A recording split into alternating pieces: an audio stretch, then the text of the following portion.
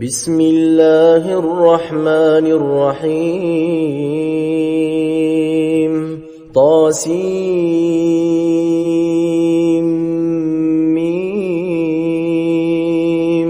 تلك آيات الكتاب المبين نتلو عليك من نبأ موسى وفرعون بالحق لقوم يؤمنون إن فرعون علا في الأرض وجعل أهلها شيعا يستضعف طائفة منهم يذبح أبناءهم ويستحيي نساءهم إنه كان من المفسدين ونريد أن نمن على الذين استضعفوا في الأرض ونجعلهم أئمة ونجعلهم الوارثين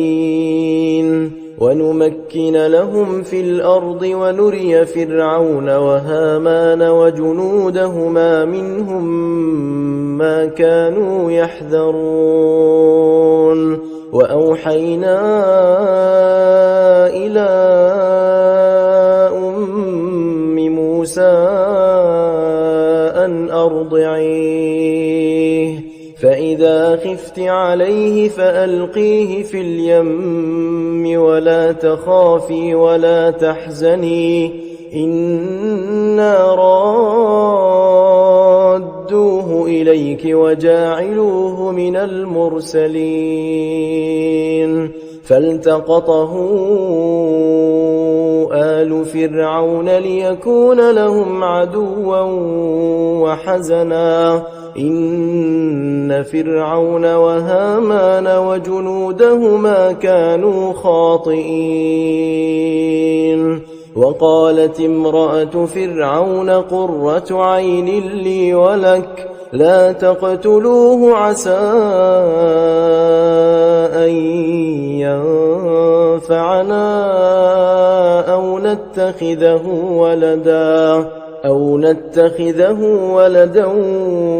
وهم لا يشعرون وأصبح فؤاد أم موسى فارغا إن كادت لتبدي به لولا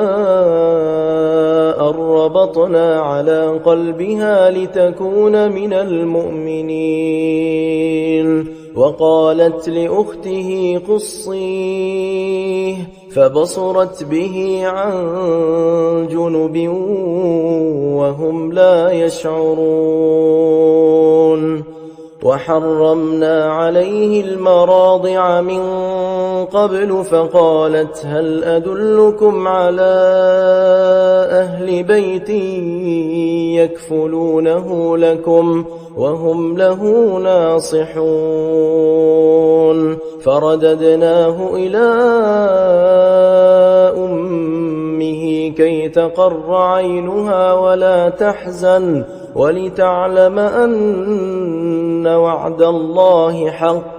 ولكن أكثرهم لا يعلمون ولما بلغ أشده واستوى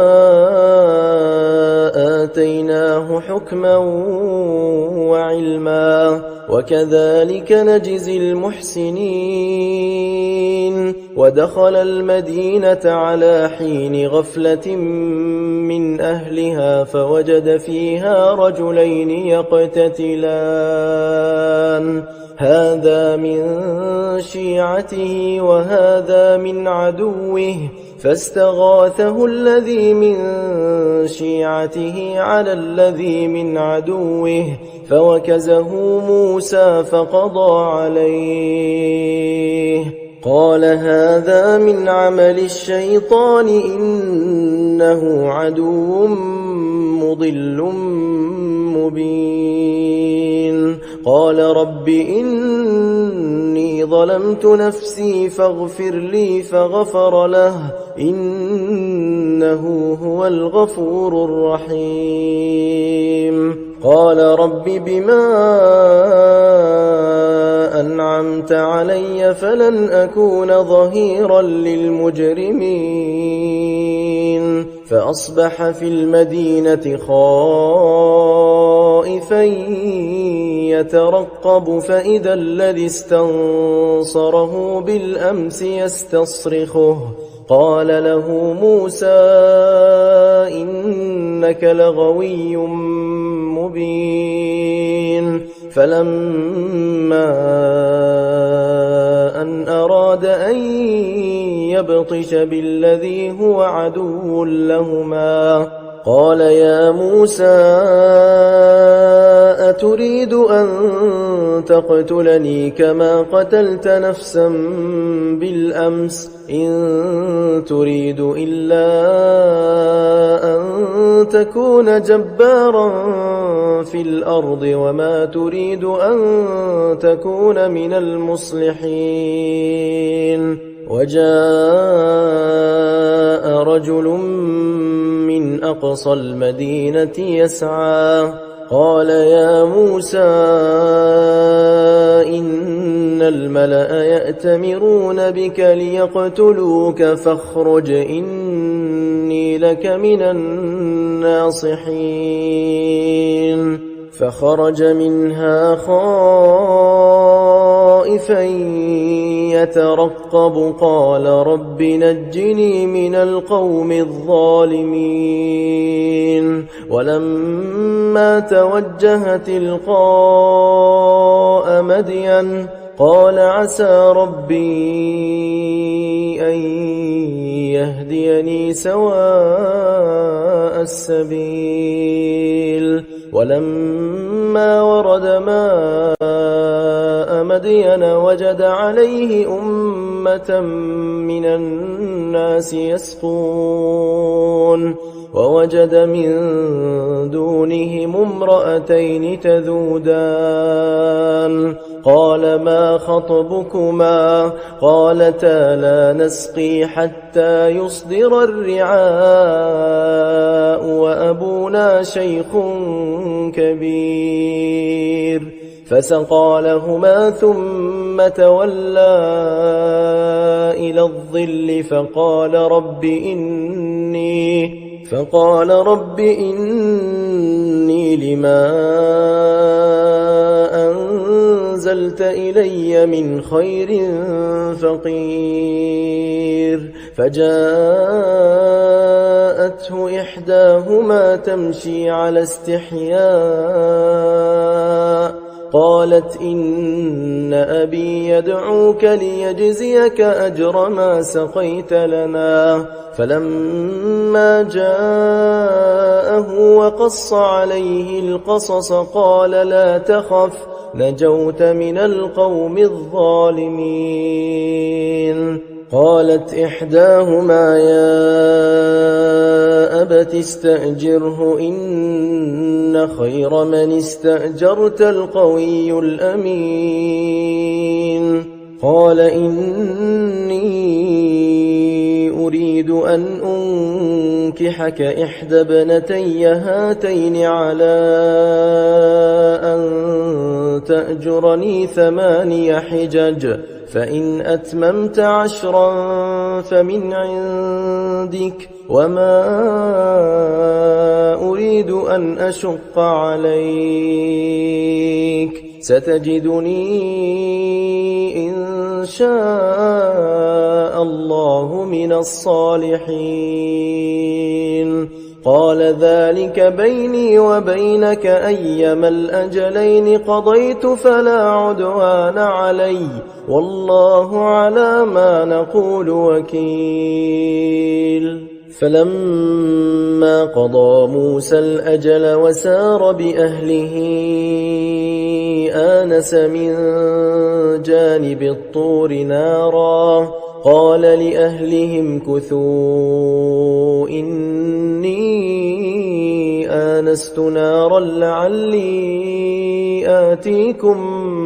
منها بخبر أو جذوة أو جذوة من النار لعلكم تصطلون فلما أتاها نودي من شاطئ الوادي الأيمن في البقعة المباركة من الشجرة أن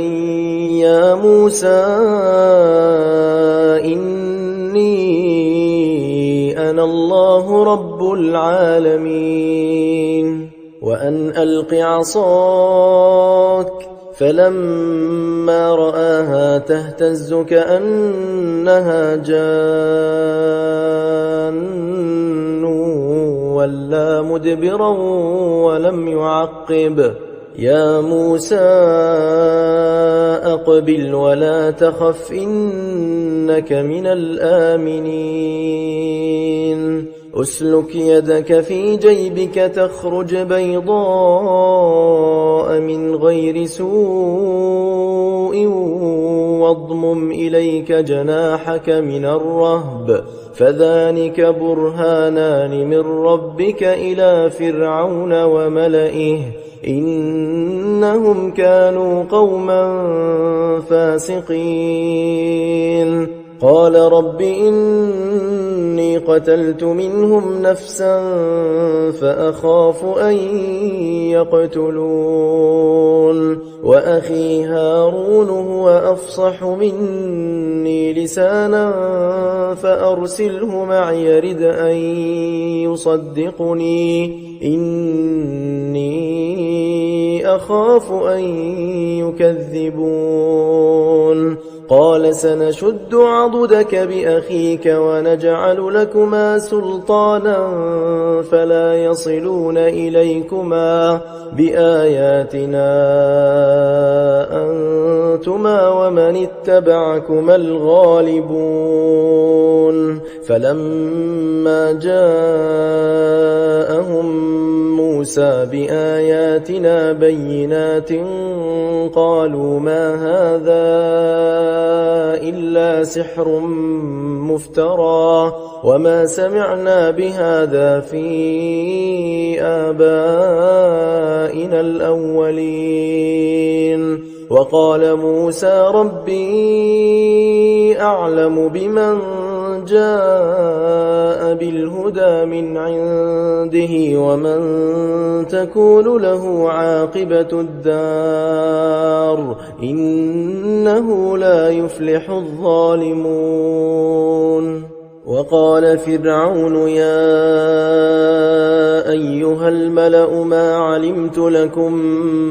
من إله غيري فأوقد لي يا هامان على الطين فاجعل لي صرحا لعلي أطلع إلى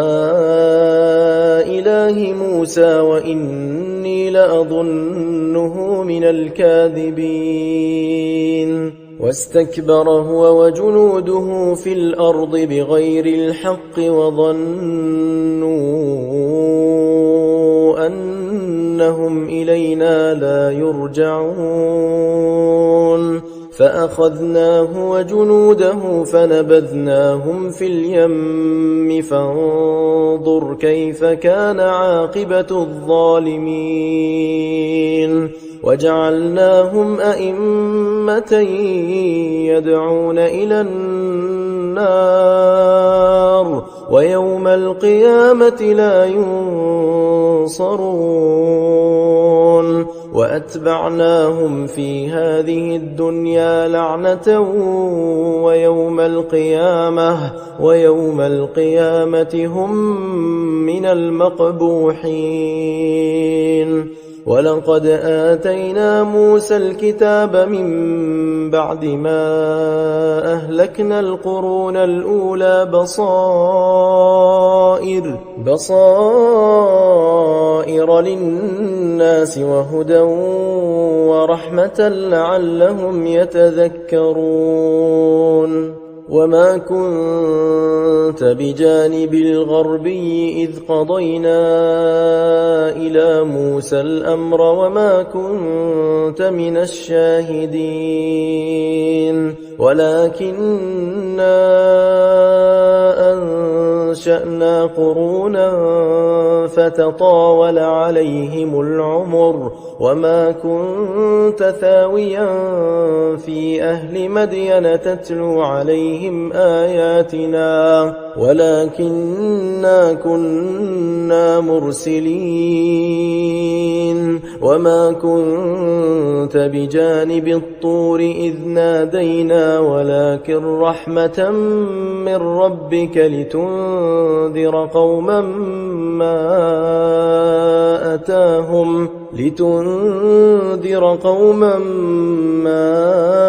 أتاهم من نذير من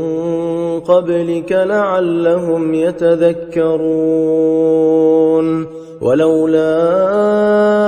أن تصيبهم مصيبة بما قدمت أيديهم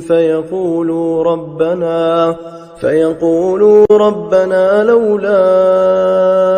أرسلت إلينا رسولا فنتبع آياتك ونكون من المؤمنين فلما جاءهم الحق من عندنا قالوا لولا أوتي مثل ما أوتي موسى أولم يكفروا بما أوتي موسى من قبل قالوا سحران تظاهرا وقالوا إنا بكل كافرون قل فأتوا بكتاب من عند الله هو أهدى منهما أتبعه إن كنتم صادقين فإن لم يستجيبوا لك فاعلم أنما يتبعون أهواءهم ومن أضل ممن اتبع هواه بغير هدى من الله إن الله لا يهدي القوم الظالمين ولقد وصلنا لهم القول لعلهم يتذكرون الذين آتيناهم الكتاب من قبله هم به يؤمنون وإذا يتلى عليهم قالوا آمنا به إنه الحق من ربنا إنا كنا من قبله مسلمين أولئك يؤتون أجرهم مرتين بما صبروا ويدرؤون بالحسنة السيئة ومما رزقناهم ينفقون وإذا سمعوا اللغو أعرضوا عنه وقالوا لنا أعمالنا ولكم أعمالكم سلام عليكم لا نبتغي الجاهلين إنك لا تهدي من أحببت ولكن الله يهدي من يشاء وهو أعلم بالمهتدين وقالوا إن نتبع الهدى معك نتخطف من أرضنا أولم نمكن لهم حرما آمنا يجبى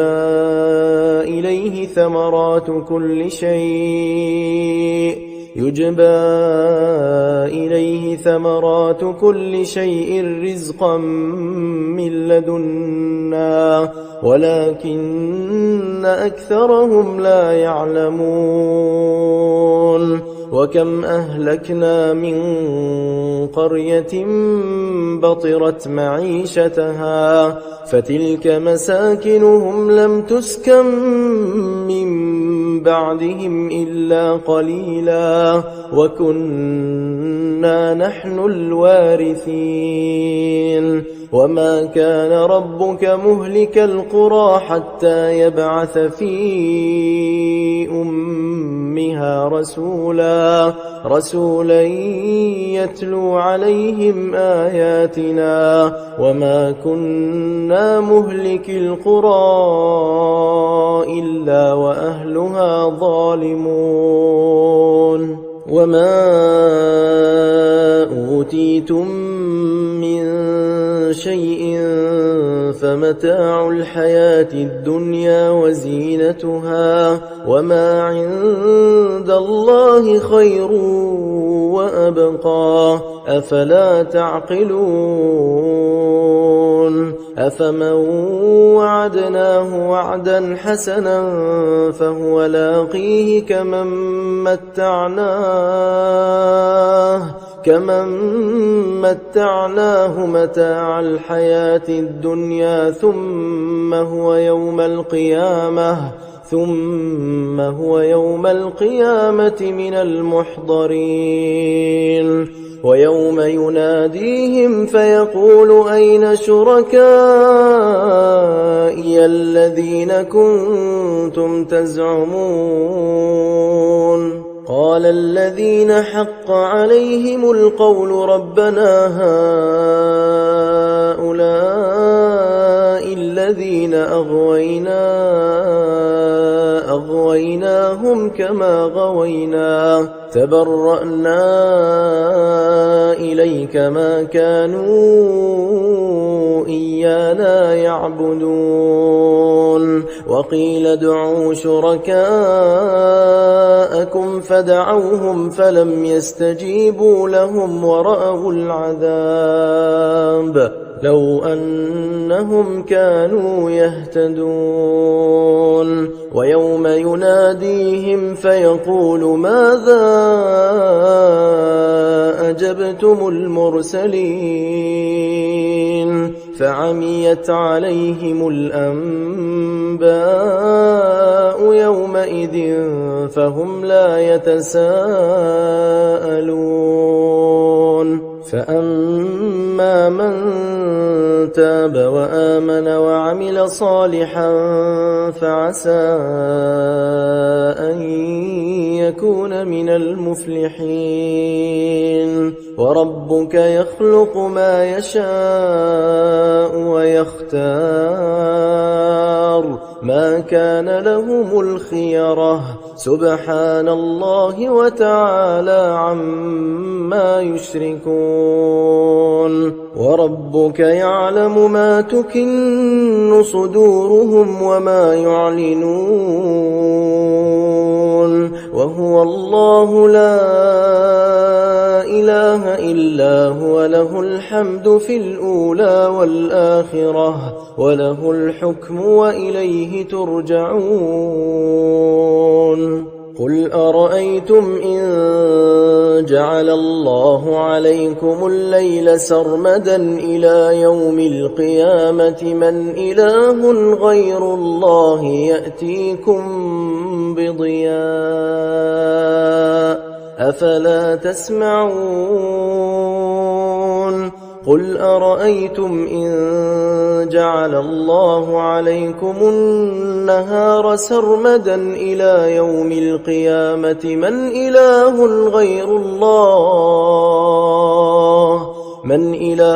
غير الله يأتيكم بليل تسكنون فيه أفلا تبصرون ومن رحمته جعل لكم الليل والنهار لتسكنوا فيه ولتبتغوا من فضله ولعلكم تشكرون ويوم يناديهم فيقول أين شركائي الذين كنتم تزعمون ونزعنا من كل أمة شهيدا فقلنا هاتوا برهانكم فعلموا أن الحق لله وضل عنهم ما كانوا يفترون إن قارون كان من قوم موسى فبغى عليهم وآتيناه من الكنوز ما إن مفاتحه لتنوء بالعصبة أولي القوة إذ قال له قومه لا تفرح إن الله لا يحب الفرحين وابتغ فيما آتاك الله الدار الآخرة ولا تنس نصيبك من الدنيا وأحسن كما أحسن الله إليك ولا تبغ الفساد في الأرض إن الله لا يحب المفسدين قال إنما أوتيته على علم عندي أولم يعلم أن الله قد أهلك من قبله من القرون من هو أشد منه قوة وأكثر جمعا ولا يسأل عن ذنوبهم المجرمون فخرج على قومه في زينته قال الذين يريدون الحياة الدنيا يا ليت لنا مثل ما أوتي قارون إنه لذو حظ عظيم وقال الذين أوتوا العلم ويلكم ثواب الله خير لمن آمن وعمل صالحا ولا يلقاها إلا الصابرون فخسفنا به وبداره الأرض فما كان له من فئة ينصرونه من دون الله وما كان من المنتصرين وأصبح الذين تمنوا مكانه بالأمس يقولون ويك أن الله يبسط الرزق لمن يشاء من عباده ويقدر لولا أمن الله علينا لخسف بنا ويكأنه لا يفلح الكافرون تلك الدار الآخرة نجعلها للذين لا يريدون علوا في الأرض ولا فسادا والعاقبة للمتقين من جاء بالحسنة فله خير منها ومن جاء بالسيئة فلا يجزى الذين عملوا السيئات إلا ما كانوا يعملون إن الذي فرض عليك القرآن لرادك إلى معاد قل ربي أعلم من جاء بالهدى ومن هو في ضلال مبين وما كنت ترجو أن يلقى إليك الكتاب إلا رحمة من ربك فلا تكونن ظهيرا للكافرين ولا يصدنك عن آيات الله بعد إذ أنزلت إليك وادع إلى ربك ولا تكونن من المشركين ولا تدع مع الله إلها آخر لا إله إلا هو كل شيء هالك إلا وجهه له الحكم وإليه ترجعون